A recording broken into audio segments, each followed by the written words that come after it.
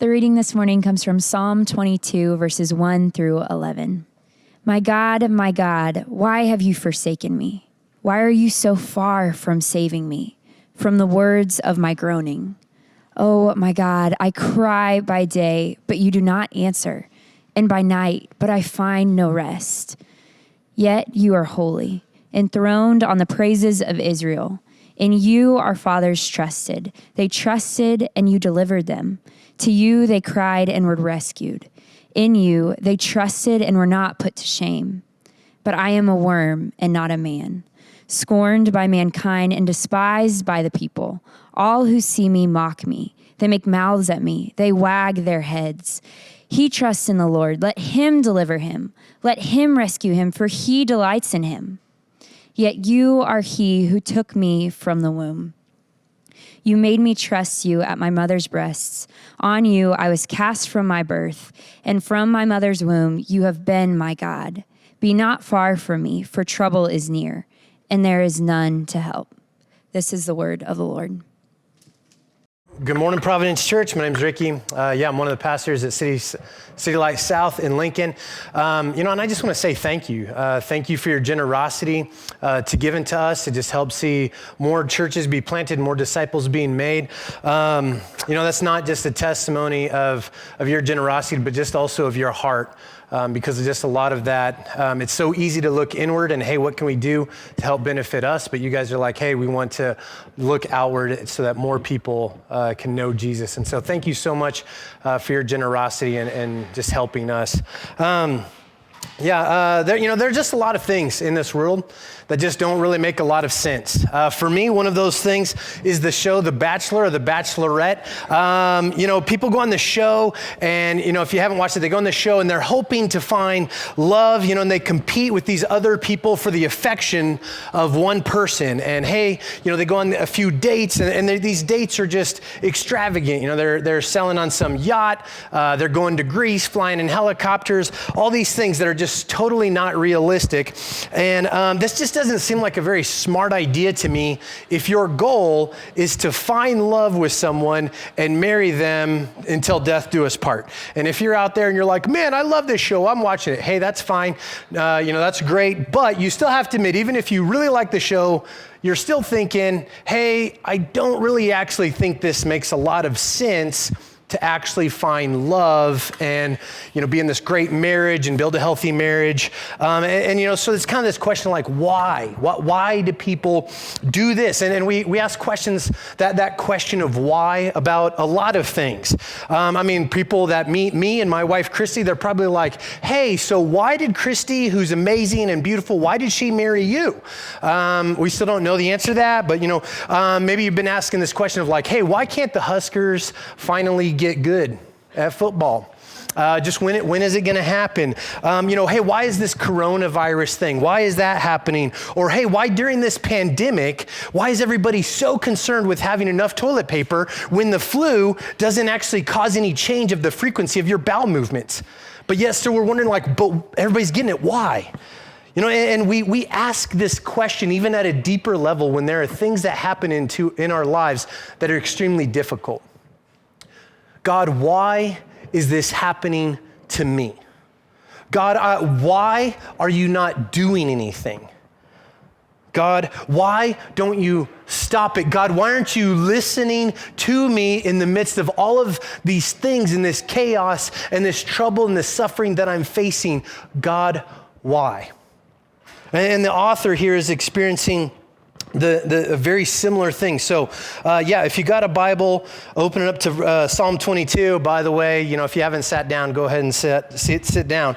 But verse 1, this is David, and he's calling out, and he says, my God, why have you forsaken me? Right off the gate, like he's starting off hot, and just coming out here, and he says, hey, why are you so far from saving me from the words of my groaning?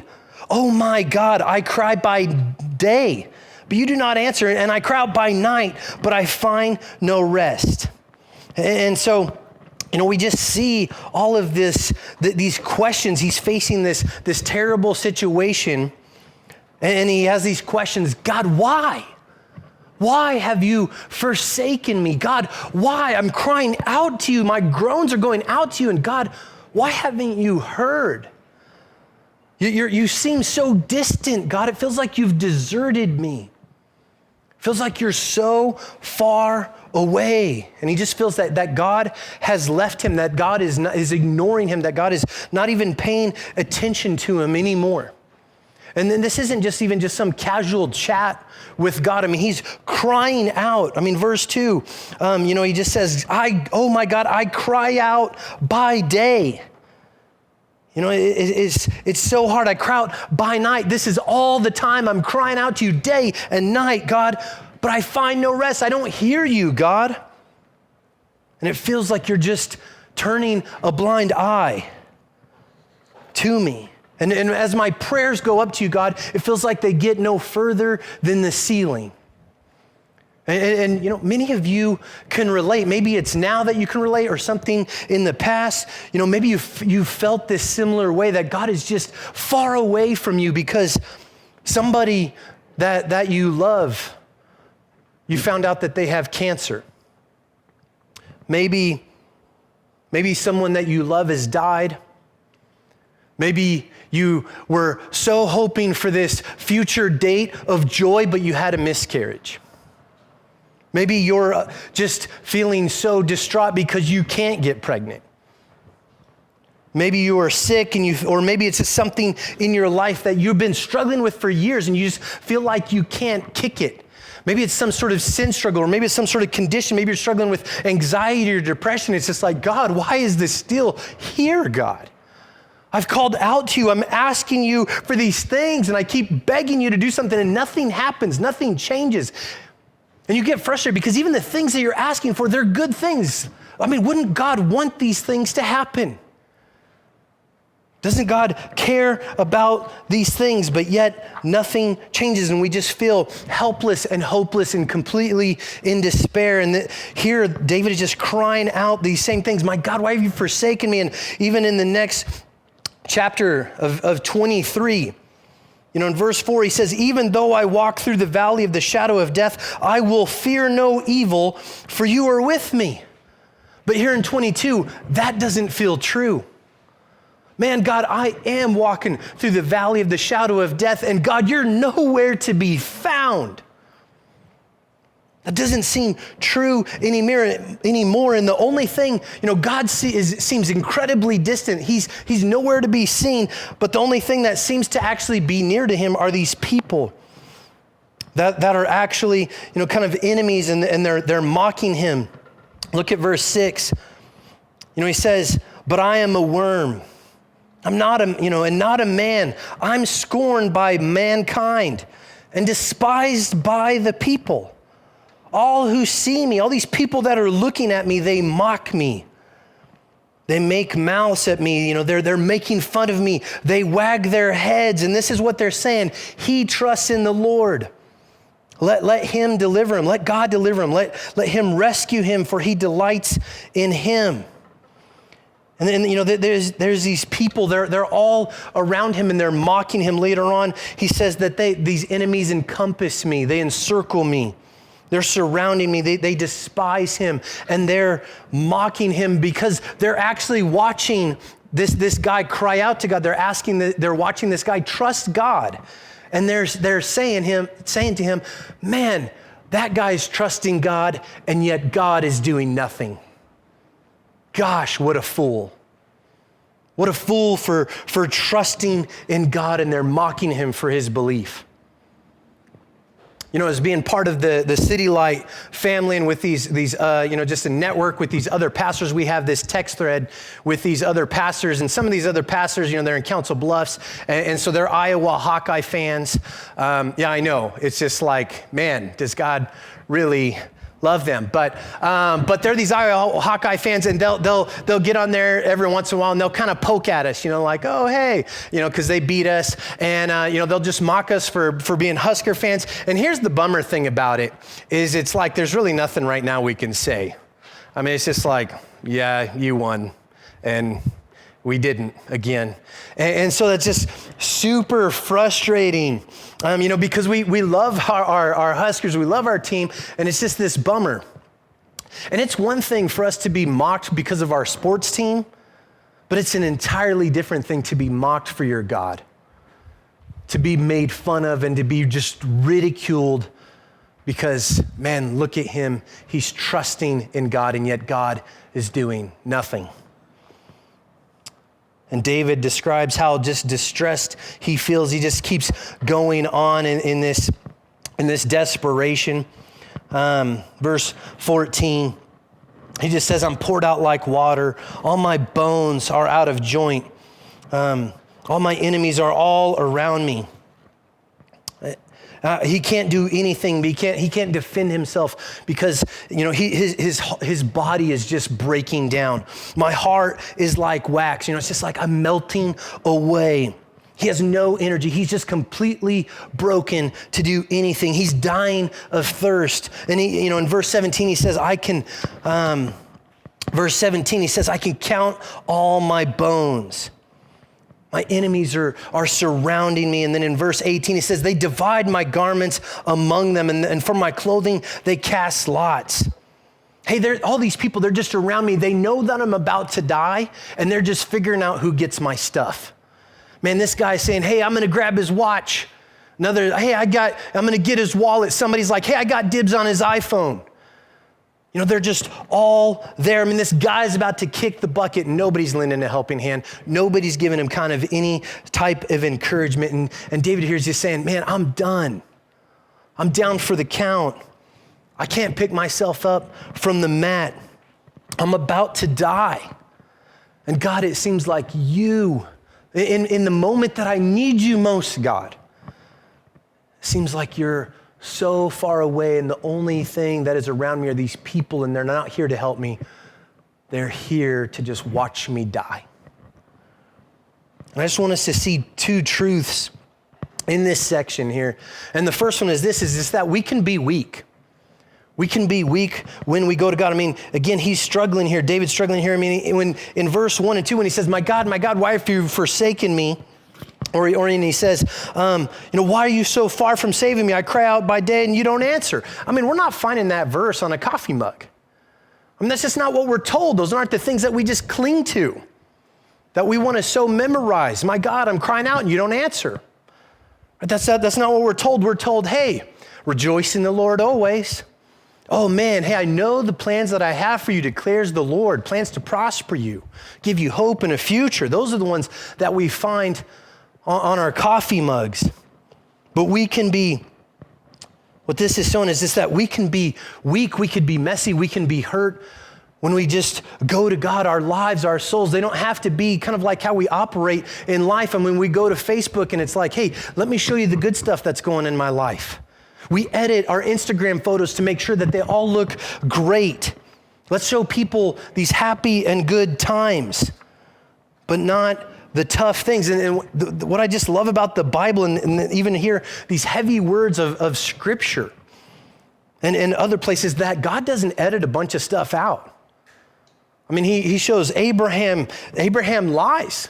Even though this is like God's guy, Abraham lies. Israel, God's people, they're unfaithful. The disciples who Jesus hand selects, they don't always get it. Then they abandon Jesus. I mean, just think about it. If this was us and we're the one that are telling these stories, or we're the one that's making the movie of our life when we come to Psalm 22, we're editing that stuff out. Hey, cameras, cut, stop the cameras rolling. Let's look at this. I want you to show the great things that are going on in my life. Don't show this prayer of distress. I want to show you this prayer where I'm just singing and praising God.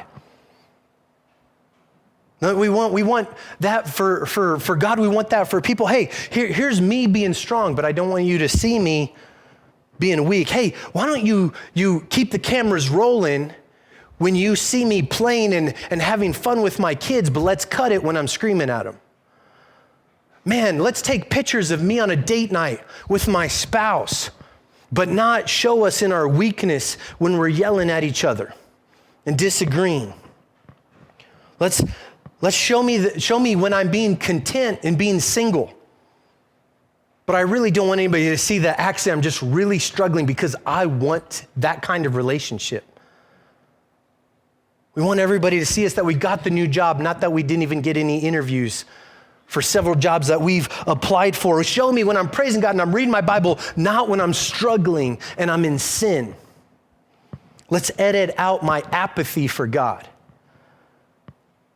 But here, what we see here in this passage, and we just really see throughout the Psalms a lot and throughout Scripture, is that God is saying, hey, don't come to me with your filtered life.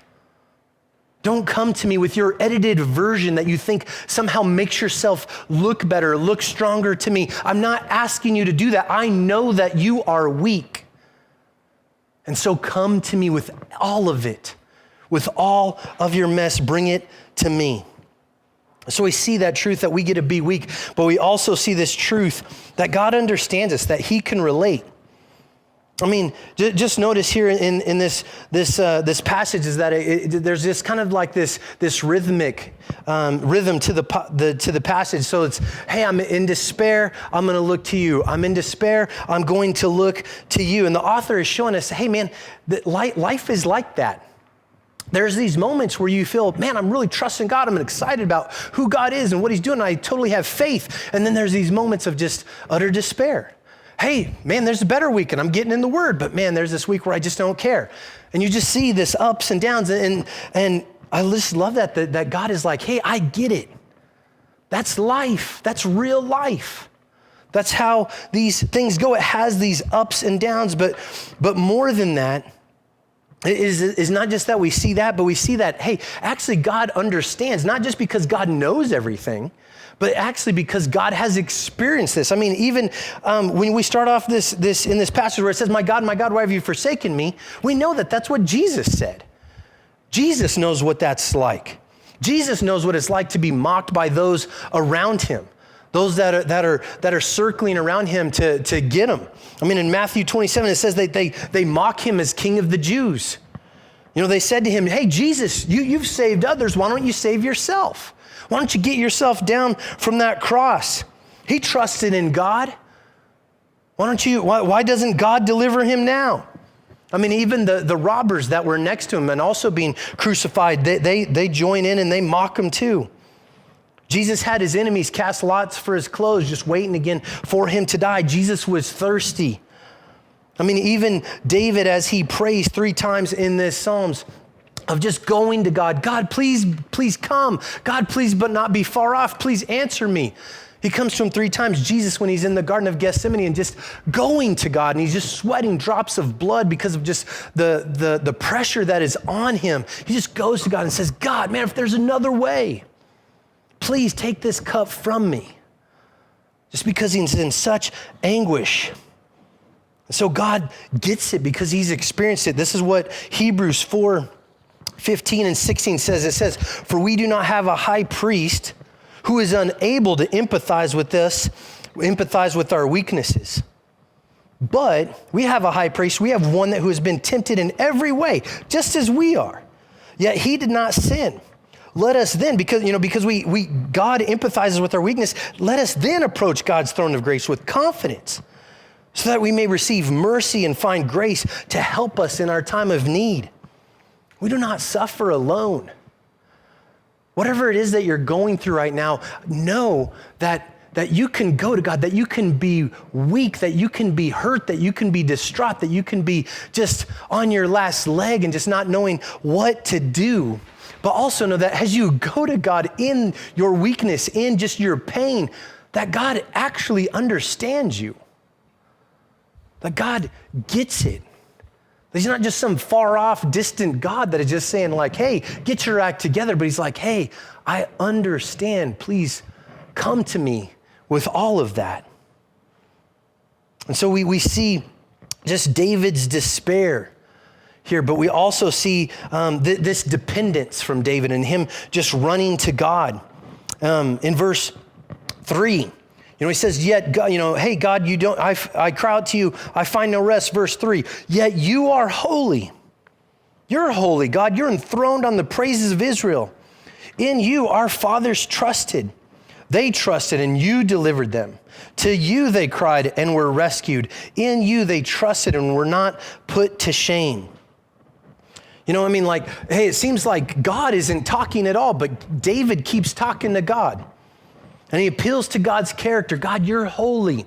You're set apart. You're different. God, David looks to the past. God, you were faithful to Israel. All of these things that you've done in the past, even though Israel was not faithful to you, you were faithful to Israel and you have delivered them. You have heard them in their cries. And then David keeps going there in verse 9. After he talks about how the people are mocking him, verse 9, he says, yet you, God, you are he who took me from the womb. You made me trust you at my mother's breast. Oh, you was I cast from birth. And from my mother's womb, you have been my God. God, not only have you been with Israel and the people, our fathers long ago, but God, you've been with me from the very beginning. God, you've been with me every step of the way. So he's just looking to God's faithfulness and how he's been faithful. And then even he continues just, trying to have this kind of fight for faith and going to God in verse 19. And he says, but you, O Lord, do not be far off. O you, help. Come quickly to my aid. Deliver my soul from the sword, from my precious life from the power of the dog. Save me from the mouth of the lion. Rescue me from the horns of wild oxen. You have rescued me. And so just one thing to notice is that, in the earlier verses, he lists the enemies that he has, and he lists them as, hey, my enemies are like the bulls of Bashan. They're like lions, they're like dogs. And then when he goes to God and he prays and he says, hey, rescue me from the dogs, from the lions, and from these oxen, it's like this reverse order. And he's just going to God saying, hey, God, I want you to not just stop it, but I want you to undo it. Undo all these things that my enemies are doing to me. Just undo it. Just like, hey, you went to Abraham and he had nobody, he had no seed, no kids, and yet God, you actually reversed it and made him the father of many nations. Hey, my people, your people, God, they were slaves in Egypt, but through the Exodus, through Moses, you actually made these slaves into a great people and gave them a land, gave them a hope. And so, God, I'm asking you to undo these things in my life. And he just keeps going back from the kind of this despair to this dependence. And he's appealing not to just God and what God has done, but he's also just appealing to God's character. God, you are holy, enthroned in Israel. I mean, think of people. So one day somebody can act one way, one day, but then the next they act completely different. They could say something one day, but then the next day they don't recall it. Somebody can shoot you straight one day and then lie to your face the next. Somebody could say, hey, I do till death do us part 1 year, and then the next year they don't want to be around you anymore and you're getting a divorce. And so somebody could have good business sense one day and be making great decisions, and the next, not so much. But God isn't like that. This is what Numbers 23:19 says. It says, God is not human that he should lie, not a human being that he should change his mind. Does he speak and then not act?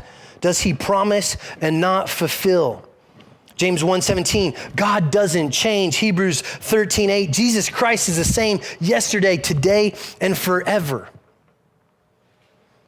And so even in these circumstances that you're facing that are hard, they're difficult, they're real, but those circumstances can change. But Jesus, God, he doesn't change. He's completely reliable, the same forever.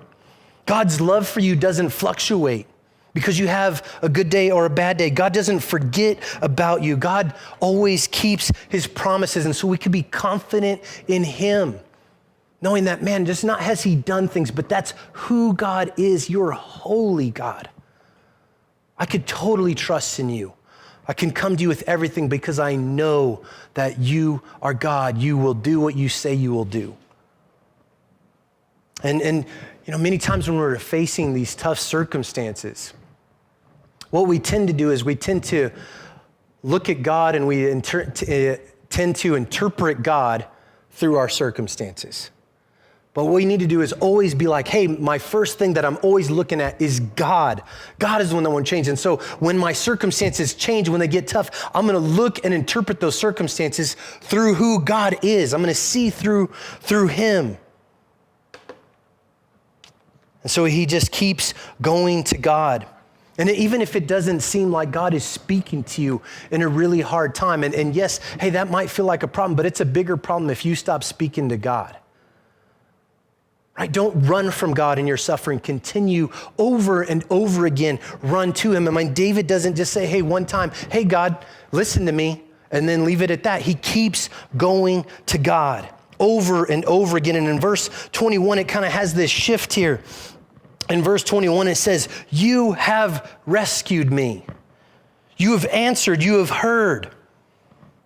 And here's the weird thing in there is, it might be a little frustrating, but in here, David actually doesn't say, hey, you've heard me because my circumstances are different. Hey, God, you've rescued me because it's gonna happen, like it's happened. He doesn't say that, he just says, you have heard me. And again, we don't see any change of circumstance, but he has this assurance. God, you have been faithful to Israel, to the people back in the time. You've been faithful with me from the beginning. And God, because you've always been faithful, I just know that you're going to answer me. You're going to be faithful in the future. And so then he goes on to say, hey, because God has heard, because of God's goodness, I'm going to proclaim about God, and I'm going to proclaim about what you've done. And so we see in these this last section, this just proclamation from David and this expectation of what God is going to do, because people are going to hear of God's goodness. People are going to hear of God's faithfulness, and they're going to be impacted. And so David, he can't keep this to himself. I mean, just look here. Verse 22, I'm going to tell your name to my brothers. In the midst of congregation, I will praise you. You who fear the Lord, praise him. Stand in awe of him, all offspring of Israel. He doesn't despise or abhor the affliction of the afflicted. He's not hidden his face from him, but he has heard when he cried to him. And so he just says, hey man, all of this is going to happen. God has done amazing things. He's good, and he's just expecting, man, I'm going to proclaim of your goodness, and people are going to join in. The congregation is going to join in. The needy, the afflicted, they're all joining in. And he even goes on in verse 27, all the ends of the earth shall remember and turn to Lord. All the families of the nations shall worship. And God's purpose for Israel was that she would be a kingdom of priests, that she would be, because of this relationship that Israel would have with God, that this would be this light to the world, and that they would help bring in other people, the Gentiles, to know God. And David saw God's deliverance of him. He's like, man, hey, God did that for me, and I think that this is going to carry out through the ends of the earth to those that are needy, to those that are rich or dying. Even later generations in the future, those that are even unborn, they're going to hear of who God is, and they're going to worship God. It's not just something that he can enjoy, this grace and this answer of God to himself, but it's something that he has to share. And the same is true for us. We're not merely meant to enjoy God's grace, but to extend his glory. And just as David has this earnest expectation that, hey, because I'm going to share of what God has done, God is going to do these amazing things. Think of how God can use you in your life. Just because you're proclaiming, you're sharing what God has done in your life. I mean, here, you don't know how God can use you to impact somebody's life for eternity. Not just maybe your coworker, but even their kids. Even those down the roads, even those that are unborn. You just don't know how God can use you to share of God's goodness, the gospel message of what God has done in your life, that you could share that with others, and that God is going to use that. I mean, this doesn't just apply to us individually, but Providence Church, this applies to you as a church family. God can use you in amazing ways as you declare God's goodness to those around you. I mean, there's a lot of just junk and evil in this world. I mean, but what if God used providence in these amazing ways to declare who he is to this lost and broken world? I mean, what if Providence Church was so excited about what God was doing, and as they're sharing to those around them of, hey, man, God has done this in my life. What if that shuts this encouragement to all those other people that don't know Christ, and they're thinking, man, if God worked in their life like that, man, maybe he can work in mine like that too. I mean, what if those that are lonely and feeling that God is distant from them, that he's forsaken them, what if through you that they hear a different story? And they see you loving them, and they begin to believe that God really hasn't forgotten them. And he's using this church to show them that. I mean, what if those that are afflicted, those that are oppressed, those that are needy, they hear just for how God cares for all people? I mean, there's been a lot of things in these past weeks that have just been awful. I mean, even this past week, maybe you've seen it, and there's this thing going on in Minneapolis where this man was arrested, and he had another man press his knee on his neck for several minutes that eventually just killed him. And he died. George Floyd. Something is wrong. We know it. There's something wrong all around us. And these stories will keep popping up again and again. And yes, they're wrong, but they're not wrong just because our society says they're wrong or people on Facebook says they're wrong. They're wrong because God says so. God says, man, I've made all people, everyone in my image. They're worthy of dignity and honor and respect and love because that is my creation. And what if you, Providence Church, as God's people say, hey, because we worship God and God is so amazing, he's so good, and he's created everything, we will treat his creation in a loving way with dignity and honor and respect because we love our God and he loves his creation, he loves everybody. Man, what a light that could be to the world. It says, hey, God is making actually a different people here that love and value each other even with their differences. They celebrate those differences. The world could be changed because of the message, this proclamation that is going out through you, church. Have that expectation. David is expecting that God will do amazing things through this proclamation that he will share. And so we've seen David's desperation, this pain, this anguish that he's experiencing. We've seen this dependence that he keeps coming to God, and we've seen this proclamation of this message that we'll share. But ultimately, this passage here in Psalm 22 isn't ultimately about David.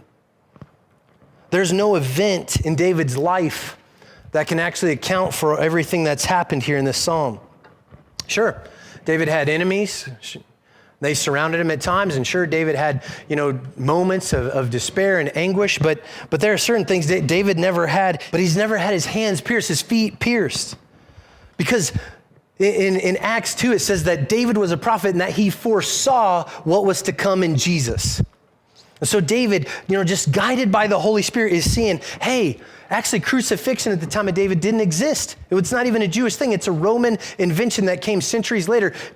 God is guiding him and saying, hey, I'm not pointing to you, David. I'm pointing to the one that is to come. I'm pointing to Jesus Christ, because David here is describing things poetically, but Jesus experienced them literally. Jesus was mocked by all of those around him, and they yelled at him to save himself. He was surrounded by his enemies. When they crucified Jesus, they cast lots for his clothes. This is what it says in Isaiah 53:3. It says, Jesus was despised and rejected by mankind, a man of suffering and familiar with pain. Like one from whom people hide their faces, he was despised, and we held him in low esteem.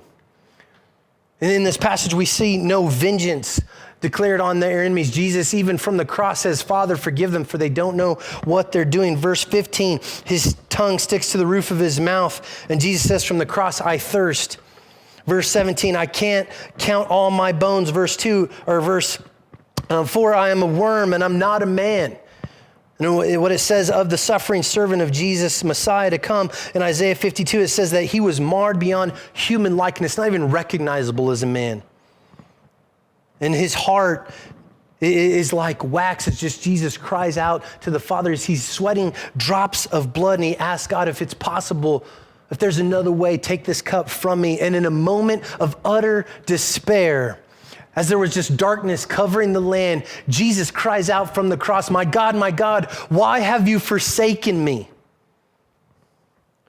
And that is the question that David starts with in verse 1. And then in verse 21, we hear this answer from God.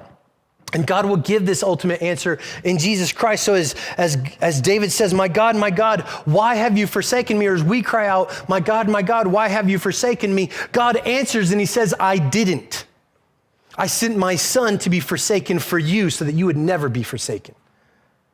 He was rejected. He was abandoned for you so that you could come near to me, so that you would be accepted to me. As Andrew read earlier from 2 Corinthians 5:21, it says that he who knew no sin, Jesus who knew no sin, became sin for us so that we could become the righteousness of Christ in him, righteousness of God in him. Galatians 3:13, it says that he became a curse for us. Jesus didn't just die for sin and pay the price that we rightfully deserved. He became sin for us. He was forsaken so that you and I never would have to be. I love what Timothy Keller, he's a pastor in New York, says. He says, the sovereign God himself has come down into this world and has experienced its darkness. He has personally drunk the cup of its suffering down to its dregs. And he did it to not justify himself, but to justify us. That is, to bear the suffering, death, and the curse for sin that we've earned. Jesus takes the punishment upon himself so that someday he can return and end all evil without having to condemn and punish us. Isaiah 53 says, surely he took our pain and bore our suffering, yet we considered him punished by God, stricken by him and afflicted. But he was pierced for our transgressions, our sin, and he was crushed for our iniquities. The punishment that brought us peace was on him, and by his wounds we are healed. God laid all of those sins on Jesus. And then Jesus went to the cross and was crucified, and he paid the price for your sin, for your greed, for your pride, for all of those things, for your selfishness. You are guilty, but yet the innocent one in Jesus, who did no wrong, knew no sin, became your sin, became our sin, so that we might know God, so that we might be made right with God. And I love just how this psalm ends. It starts with a cry of pain, but it ends with a cry of victory. And it just says all at the end of it that he has done it. Very reminiscent of Jesus' words from the cross, where he just says, it is finished. He has done it, which means you can't do it. You can't make yourself right with God. You can't earn it. You can't make it happen. Remember a couple years ago, we broke out my old Nintendo 64, and we had one of the greatest games ever known was Super Mario Kart. And we broke this thing out, and we're playing it, and I'm playing it with my kids, and my son Colton, who's about 5 years old at the time, he's racing it. I mean, he just can't get it. He's terrible. And it's just not happening. He can't even finish the race. And this just goes on, and he just can't figure it out. And he just says, Dad, will you race for me? And he puts the remote control in my hand, and I race, and I'm not gonna lie, but I'm awesome at it.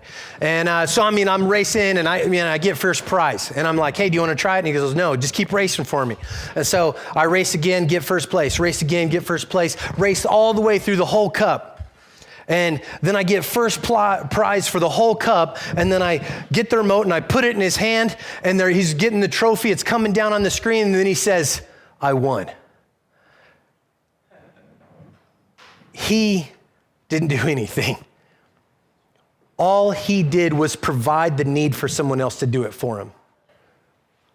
And that's what it is for God. You provided nothing in the situation. You can't save yourself from sin. You can't make yourself more acceptable to God. You can't earn it. You can't clean yourself up. You can't make yourself, just less sinful or less in need. Jesus has done it.